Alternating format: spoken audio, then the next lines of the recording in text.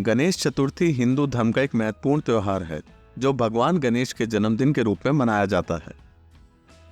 इस दिन लोग अपने घरों में या सार्वजनिक पंडालों में भगवान गणेश की मूर्ति स्थापित करते हैं और उनकी पूजा करते हैं। गणेश चतुर्थी के दौरान हर कोई भगवान गणेश के आगमन का स्वागत करता है और उनकी कृपा और आशीर्वाद की प्राप्ति की कामना करता है। गणेश चतुर्थी के 10 दिनों के बाद गणपति बप्पा की मूर्तियों का विसर्जन किया जाता है, जिसके दौरान लाखों लोग उनके साथ नाच गाना करते हुए शामिल होते हैं। पर क्या आपको पता है इस त्योहार की भव्यता भारत के स्वतंत्रता संग्राम से जुड़ी हुई है? चलिए पहले आपको गणेश चतुर्थी के पीछे के पौराणिक महत्व के बारे में बताते हैं। पौराणिक कथाओं के अनुसार भाद्रपद माह के शुक्ल पक्ष की चतुर्थी तिथि के दिन भगवान गणेश का जन्म हुआ था और इसीलिए इस दिन को गणेश चतुर्थी के रूप में मनाया जाता है। महोत्सव के आखिरी दिन गणेश विसर्जन की परंपरा है। गणेश विसर्जन के पीछे एक पौराणिक कथा है। पौराणिक मान्यता के अनुसार महर्षि वेद व्यास ने महाभारत की रचना के लिए गणेश जी का आवाहन किया था और उनसे महाभारत को लिखने की प्रार्थना की थी। गणेश जी ने उनकी प्रार्थना को स्वीकार तो किया, परंतु उन्होंने एक शर्त रखी कि मैं जब लिखना प्रारंभ करूंगा तो कलम को रोकूंगा नहीं। यदि कलम रुक गई तो लिखना बंद कर दूंगा। श्री वेद व्यास जी ने गणपति जी को गणेश चतुर्थी के दिन से महाभारत की कथा सुनानी शुरू की थी।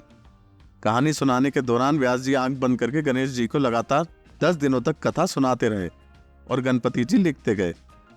कथा खत्म होने के 10 दिन बाद जब व्यास जी ने आंख खोली तो देखा कि गणेश जी के शरीर का तापमान काफी ज्यादा बढ़ गया था। ऐसे में व्यास जी ने गणेश जी के शरीर को ठंडा करने के लिए जल में डुबकी लगवाई। तभी से मान्यता है कि 10वें दिन गणेश जी को शीतल करने के लिए उनका विसर्जन जल में किया जाता है। अब आपको बताते हैं कि यह महोत्सव भारत के स्वतंत्रता के इतिहास से कैसे जुड़ा हुआ है। स्वतंत्रता आंदोलन के सबसे महत्वपूर्ण नेताओं में से एक लोकमान्य बाल गंगाधर तिलक एक चुनौती को हल करने की कोशिश कर रहे थे कि कैसे देश के लोगों को अंग्रेजों के खिलाफ एकजुट किया जाए। जातियों के बीच भेदभाव की दीवारें इतनी ऊंची थीं कि भारतीय एक नहीं हो पा रहे थे। वे जानते थे कि जब तक हर तबके के लोग एक नहीं होते आजादी मिलना मुश्किल है। ये सवाल तिलक को भीतर ही भीतर खा रहा था।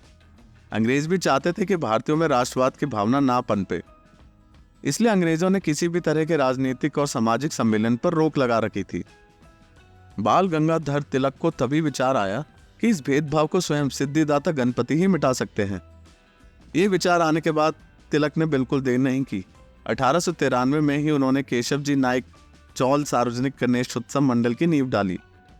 यहाँ देश प्रेम के भाषण होने लगे। इन्हें सुनने के लिए हर साल लोगों के झुंड गणेश उत्सव के मैदानों में पहुंचने लगे। मराठा राजा शिवाजी और पेशवा लोग अपने कुलदेवता गणेश जी की पूजा घर में ही करते थे। ये परंपरा चालुक्य और राष्ट्रकूट राजाओं के समय से चली आ रही थी, लेकिन तिलक ने इस घरेलू त्योहार को राष्ट्रीय उत्सव में बदल दिया था।